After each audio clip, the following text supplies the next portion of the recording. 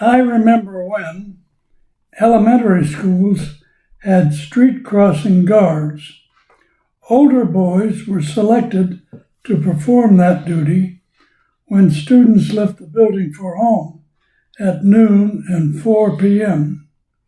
They wore belts that fit over the shoulder and around the waist with a badge to make it look official. They carried bamboo poles with a red flag at the top as they marched to the nearest busy intersection. The flag was lowered to horizontal in front of the students when traffic approached. Students could expect to be reported if they disobeyed the crossing guards, but they always got home safely.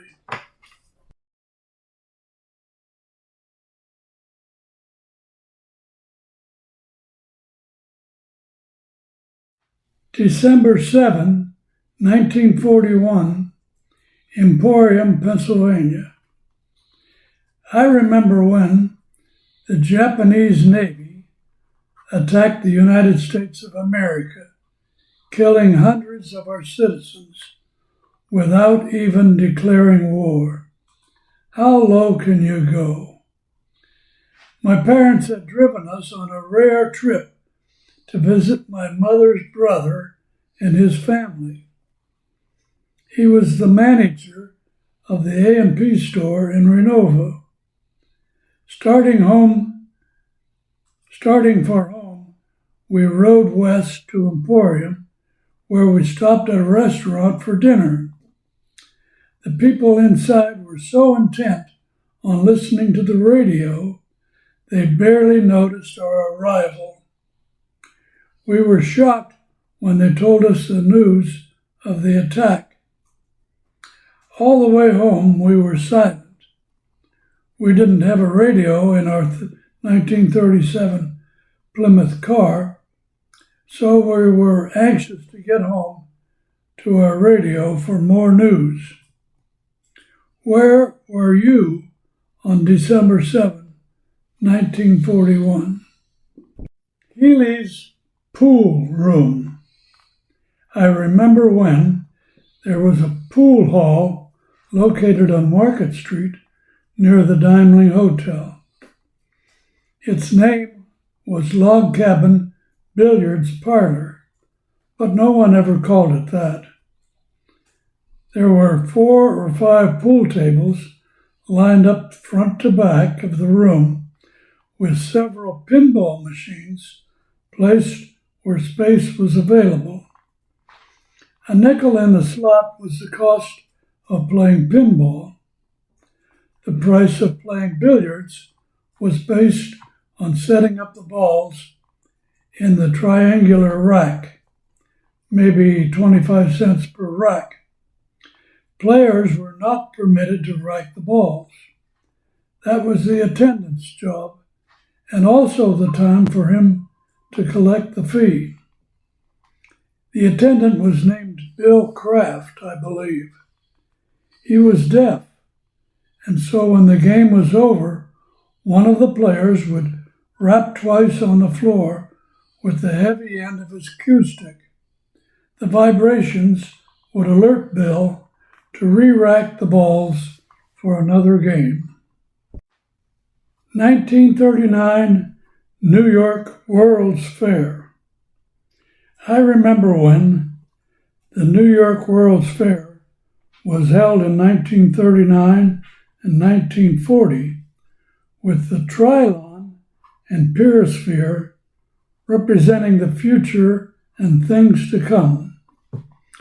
A Pittsburgh newspaper offered its newsboys a free trip to the World's Fair if they could obtain 6 new subscribers.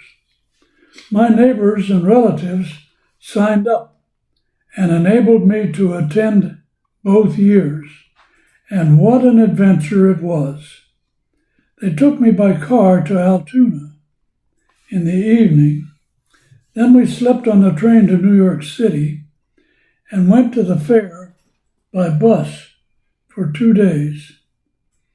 We saw that new thing called television, some cars of the future, a highway display of the super roads to come, and many newly invented appliances. Firestone, General Motors, Kodak, U.S. Steel, General Electric, Ford, and many other firms had complete buildings for their displays. I can still hear the trams with their warning sounds, not horns, that played the sidewalks of New York to move people out of the way. Spring Crocus. I remember when people driving south on South 2nd Street in springtime could look across the Susquehanna River and see the word spring on our riverbank. It was made of crocus flowers, announcing the beginning of the new growing season. It bloomed for 7 or 8 years until the moles got to the bulbs underground. Later on, 3 granddaughters suggested we should replant the sun. I bought 1,000 crocus bulbs and we went to work. I made the holes and they put in the bulbs. Next spring, only 35% of the bulbs produced flowers and the sign was not readable.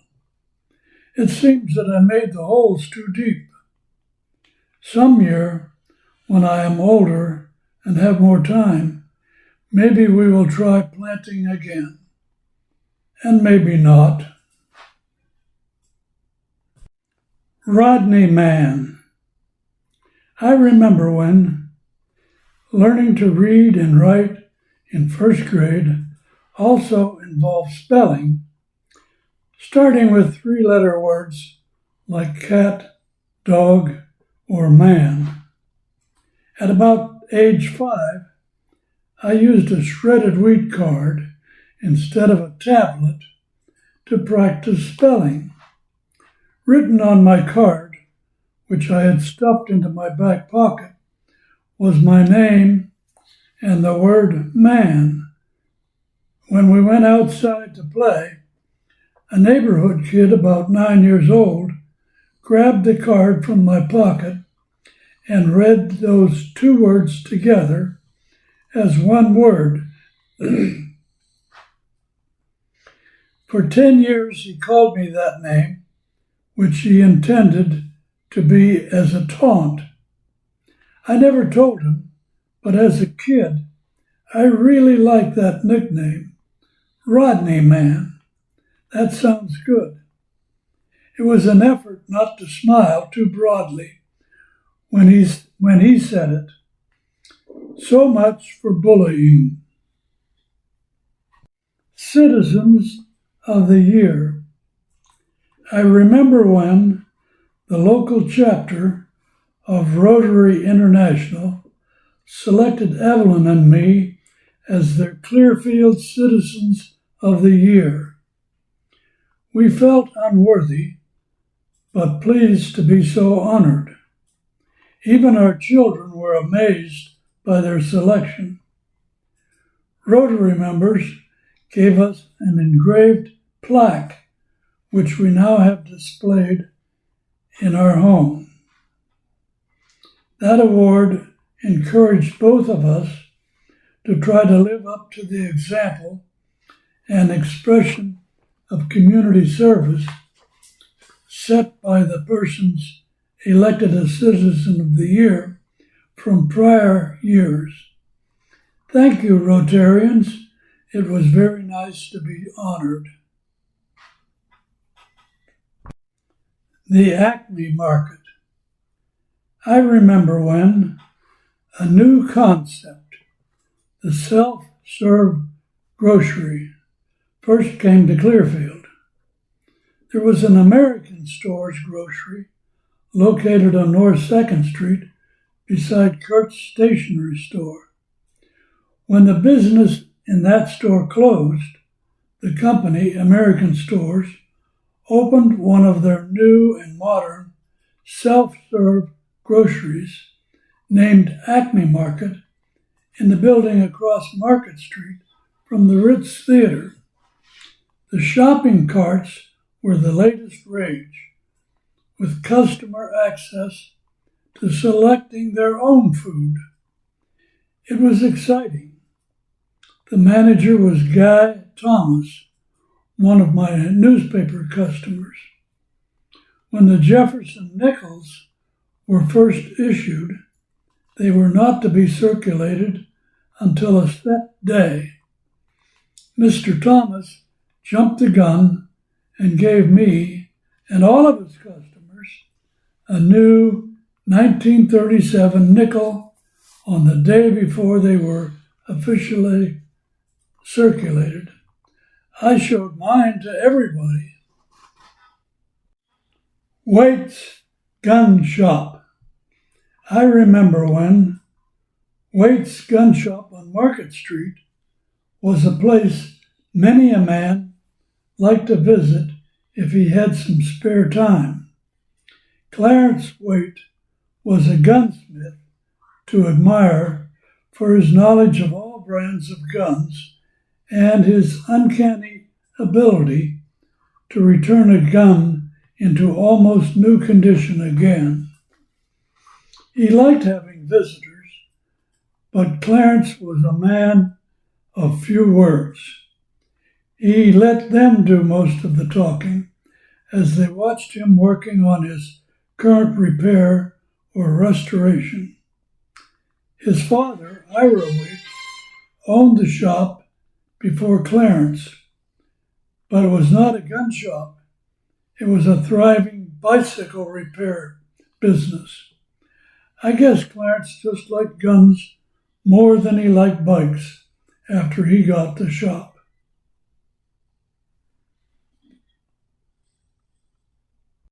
Firecrackers.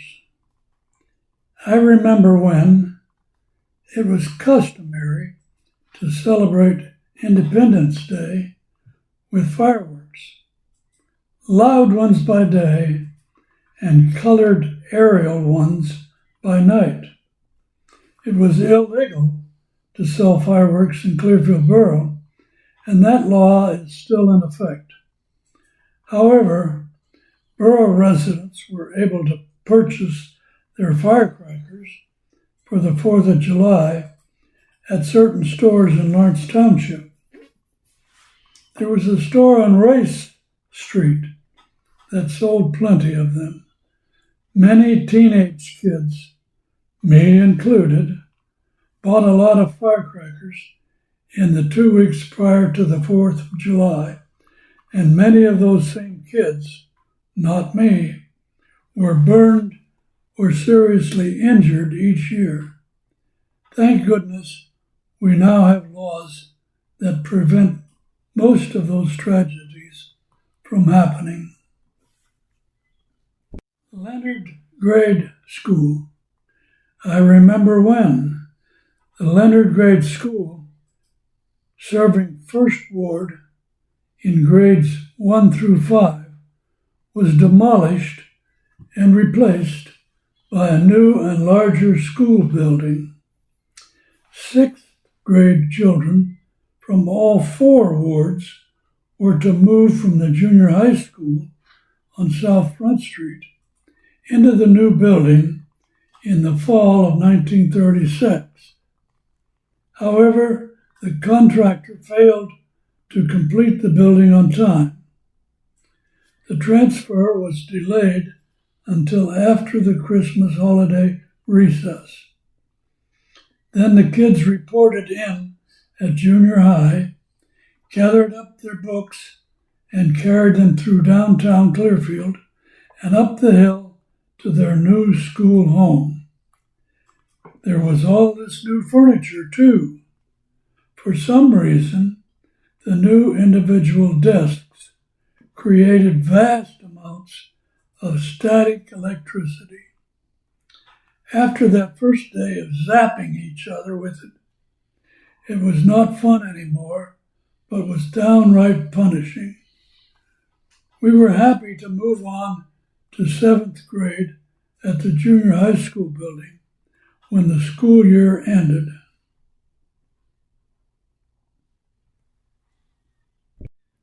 Collins Greenhouse.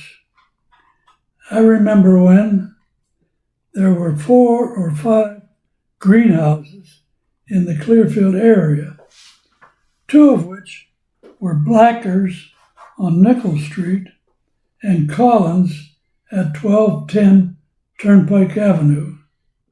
Merle, nicknamed Posey, Cochran, was an all-around green thumb at Collins Greenhouse. He arranged flowers in vases for weddings and funerals, watered plant beds, made corsages, started new plants, and fired the coal furnace in winter. He always had a recent joke to tell you to make you laugh. For several years, Collins kept an alligator in a small pool at the greenhouse to attract visitors and presumably more business.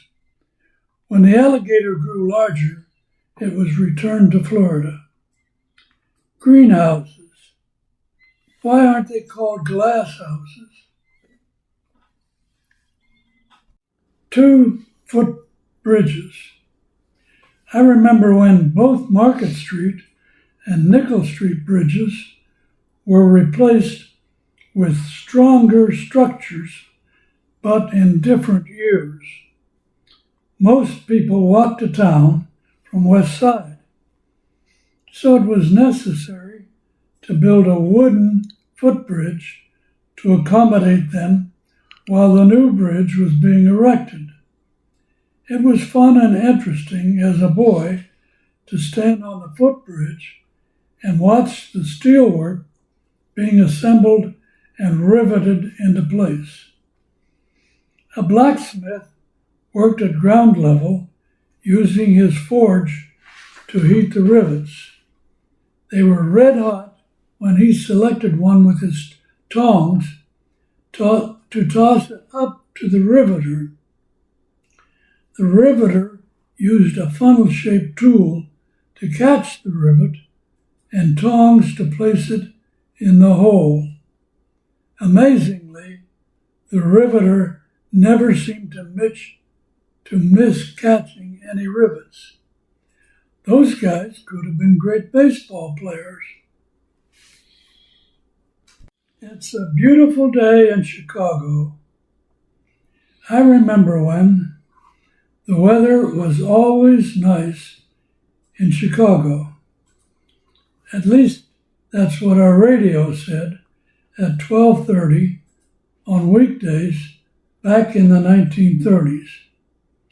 On school days, we walked home for lunch, and our radio was tuned in to the National Farm and Home Hour. The program always started each day with music and the voice of Everett Mitchell repeating his famous slogan. It's a beautiful day in Chicago. Those words were broadcast for a period of over 30 years.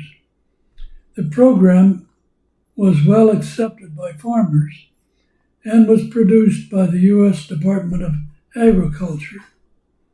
The content of the show was mostly farm advice, ag events, and livestock news. Didn't it ever rain, snow, or storm in Chicago back in those days? I don't care. Well, I did add it. It's a beautiful day in Chicago. Doxies. I remember when Doxies were lots of fun in winter, not only for kids who possessed one, but also for those he invited to ride with him. These sleds weren't sold in stores, but were usually made by a kid's dad. A Doxie was built with a wide plank, about 10 feet long, with a steerable sled at the front and a fixed sled at the rear. Steel rods were shaped for runners on the sleds. Doxies had brakes, usually a rod on both sides that operated by hand that dug into the snow and ice or frozen ground. 6 or 7 kids could ride together, each holding up the legs of the person behind him. A real thrill of a ride, but oh, it took a lot of pulling to do it all over again. The Doxie owner never helped to tug it back up the hill. Our Clearfield Museum displays a Doxie that will hold 14 kids and has a footrail.